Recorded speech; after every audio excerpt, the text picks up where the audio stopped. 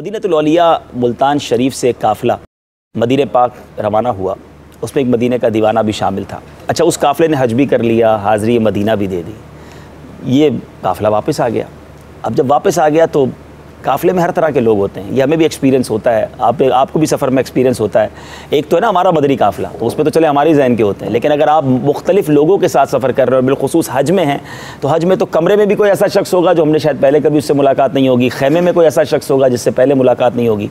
तो हर तरह के लोग हैं जो किसी की अदाओं पर, किसी के अंदाज़ पर तंज़ कर रहे होते हैं, तनकीद कर रहे होते हैं। तो उस काफ़िले में जब ये मदीने का दीवाना वापस आया तो एक बंदे ने उसी सफ़र के दौरान, उसका साथी था, उसने छेड़ा उसको कि क्या तुम्हें नबी पाक अलैहिस्सलाम के दरबार से कोई सनद अता हुई? वो आशिक कहता है सनद कैसी? हाज़री दी, वापस आ गए। कहते नहीं, मुझे तो नबी पाक के दरबार से सनद मिली है।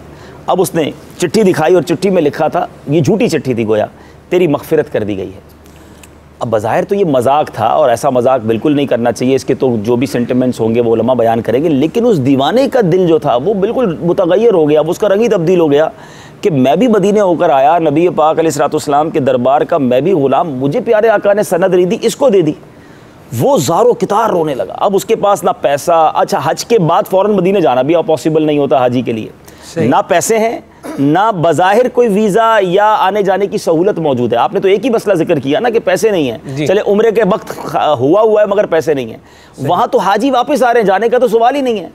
मगर अब तड़प यह है कि दरबार मुस्तफ़ा सल्लल्लाहु अलैहि वसल्लम से जनाब मैंने भी चिट्ठी लेनी है। अच्छा, चिट्ठी मिलना ये भी एक बज़ाहिर देखा जाए तो कोई आसान, अब सुना तो नहीं ना, एक मामूलात में से नहीं है। 3 यूँ समझिए अनएक्सपेक्टेड चीज़ें हैं जिसको अबूर करना है उस दीवाने ने। लेकिन एक चीज़ थी जो सारी जो है ना ताले खोल देती है, वो थी तड़प, जो आज भी दरकार है। वो रोना धोना शुरू हो गया, नबी पाक की याद में तड़पना शुरू हो गया। अभी वो इसी फिक्र, इसी कैफियत में बाहर निकला तो रोड पे एक बस आकर रुकती है कि 3 रुपए मदीना, 3 रुपए मदीना। अब मुल्तान की बस मदीने ले जा रही है, जिसमें जरा सी अकल थी दीवाना हो गया। उसने ये ना सोचा कि मुल्तान से बस मदीने कैसे ले जाएगी और 3 रुपए में कैसे ले जाएगी। वो एक धुन में था और उसको बस एक सहारा मिला कि ये जा रहा है मदीने, वो बस में बैठ गया। थोड़ी देर बाद बस वाले ने आवाज़ लगाई कि मदीना आ गया। वो दीवाना उतरता है तो सामने सब्ज़ गुंबद है। उसी हालत में, उसी कैफियत में वो गुंबद खज़रा के सामने पहुंचा। दरबार रिसालत में हिचकियाँ बंदी हुई, आका से अर्ज़ करता है, या रसूलल्लाह, अपना मेहमान भी बनाया, फ़लाँ को सनद दे दी, मुझे खाली लौटा दिया, मैं भी तो आपका ग़ुलाम, मैं भी आपका उम्मती। वो क्या कैफियत होगी वो तो वही जाने।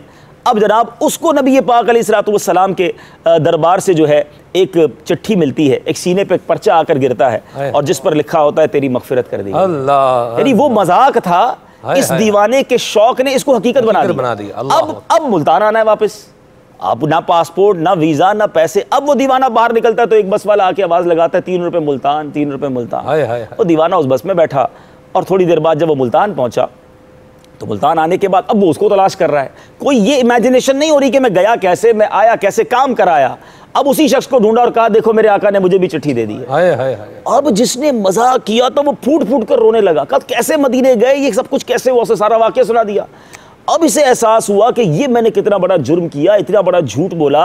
वो दरबार रिसालत में माफ़ी मांगने लगा, अल्लाह की बारगाह में माफ़ी मांगने लगा और उसने अज़म किया, उस शख्स ने जिसने ये झूठ बोला था, कि मैं जब तक ज़िंदा रहूँगा हर साल हज करूँगा, हाज़िर दरबार मदीना होकर मेरे आका से सनद मग़फ़िरत की खैरात मांगता रहूँगा और मुझे उम्मीद है कि मेरे करीम आका मुझे मायूस नहीं करेंगे। मीठे मीठे इस्लामी भाइयों, ज़रा गौर कीजिए, किताब में लिखा कि वो दीवाना अपने आप में ना था, उस कैफियत के बाद उसी रोज़ उसका इंतकाल हो गया और वो हाजी हर साल बराबर हाज़री से मुशर्रफ हो रहा है और वहाँ जाकर, यानी 35 साल उसको हो चुके थे, 35 साल बाद ये वाक़या उसने सुनाया था कि 35th ईयर है, मैं हर साल आता हूँ दरबार रिसालत में, हाज़री देता हूँ, माफ़ी भी मांगता हूँ और अर्ज़ करता हूँ आका मुझे भी चिट्ठी दे दे। किसी का काम 35 साल में नहीं हुआ और किसी का काम मिनटों में हो गया। असल बात जो है ना, अच्छा अब ये हो सकता है अफसाना लगे लोगों को, ये हो सकता है सुनने वाले कहें यार ये कौन सी वाक़या ले आया, ठीक है आप इसको एक्सेप्ट ना करें, लेकिन चले आज के दौर की बात कर लेते हैं। अल्हम्दुलिल्लाह इस सफ़र में कई ऐसे हाजियों को देखा। मुझे एक इत्तेफाकन एक हाजी मिले, गालिबन मिना के खैमे में मिले, बड़े खुश और बड़े गरीब सा उनका अंदाज़ था। तो पता चला कि वो हमारे मदनी मुज़ाकरे में उनका हज का टिकट निकला था और वह हज पे पहुंचे हुए थे और उनकी खुशी दीदरी वो मिना में रोई जा रहे, बताई जा रहे। अब ये ऐसे वाक़यात, ऐसे वाक़यात, मैं इसी हज का वाक़या आपको बताऊँ। एक साहब ने मुझसे रब्ता किया कि हमने किसी दावत इस्लामी के मुबल्लिग को हज पे भेजना है, तो हमने आपस में मशवरा किया कि यार क्यों ना हम अपनी मजलिस हज उम्रा के जो ज़िम्मेदार हैं उनको भेजेंगे तो डबल फ़ायदा होगा। एक तो ये मदीने की हाज़िरी देख लेंगे, गरीब इस्लामी भाई हैं, दूसरा ये वहाँ मजलिस हज उम्रा का काम भी करेंगे, तीसरा ये कि वो मक्का मदीना देख लेंगे तो उनका एक्सपीरियंस हो जाएगा कि हाजियों की तरबियत कैसे करनी है, आइंदा साल आसान हो जाएगा। हमने उनको कह दिया भाई अपने पासपोर्ट वगैरह दे दें। अब आप जरा उससे पूछेंगे जो मदीने के लिए तड़प रहा हो और उसको रात को आप कहें कि सुबह पासपोर्ट दे दें, वो तो उसकी हिचकियां बंद गई ना, उसकी खुशी, उसके आंसू, मुझे वो सब बातें याद हैं, बल्कि मेरे पास रिकॉर्ड है वो। अब मैं आपको बताता हूँ हुआ क्या। उस बंदे से सारी चीज़ें ले ली, फॉर्म जमा कराने से एक दिन पहले उन साहब ने मना कर दिया कि मैं जो है वो माजरत खाऊँ, वो तरकीब नहीं बन सकी, मैं नहीं भेज। अब मुझसे पूछे मैं उसको मना कैसे करूँ, क्योंकि वो हर रोज़ रोते हुए मुझे एक मैसेज करते थे, अल्लाह आपका भला करे और मैं मुझ गुनाहगार को मदीना और मैं गरीब मदीना देखूंगा, मेरे सारे घर वालों की खुशी दीदनी। अब मैंने कहा बहरहाल मैंने उनको बता दिया कि भाई ये सारा हो गया। सलमान भाई 2 या 3 दिन तक कंटिन्यू सिर्फ उनके रोते हुए मैसेज आते थे। मैं कहूँ या अल्लाह कुछ ऐसी सहूलत बना दे। अच्छा, फिर वो बार बार मुझसे कहते कुछ तरकीब बना दे। थोड़ा सा मेरा एक अंदाज़ है, मैंने 1-2 और इस्लामी भाई के साथ भी ऐसा किया और उसका फ़ायदा बताता हूँ। मुझे उन्होंने जब 2-3 बार ये कहा ना कि आप तरकीब बनाते, मैंने कहा देखें पहले किसको पुकारा था, अब भी उसी को पुकारो, मुझे मत कहो, मुझे क्यों कह रहे हो कि मदीने जाना है, नबी पाक की बारगाह में अर्ज़ करो। अब उन्होंने मुझे मैसेज छोड़ दिया, लेकिन मेरा ईमान था कि अब वो रोज़ाना रो के नबी पाक के दरबार में जो है ना, जिन्हें बुलाया है मुस्तफ़ा ने, वही मदीने, वो रोते होंगे, मुझे अंदाज़ा था। इत्तेफाक देखें, थोड़े दिनों के बाद मुझे बैरून मुल्क से कॉल आती है कि हमने किसी इस्लामी भाई को हज पे भेजना है, क्या तरकीब हो सकती है। फॉर्म ख़त्म हो चुके थे, गवर्नमेंट स्कीम ख़त्म हो चुकी थी, कारवान वालों के फॉर्म ख़त्म हो चुके थे। मैंने कहा अल्लाह आपका भला करे, मैं एक इस्लामी भाई को जानता हूँ, वो रोज़ रो रहा होगा और मैं उसको तरकीब बनानी है। मैंने कारवान वाले को फ़ोन किया, कहते हैं कोई चांस नहीं है। मैंने कहा यार मेहरबानी करो एक सीट निकाल दें।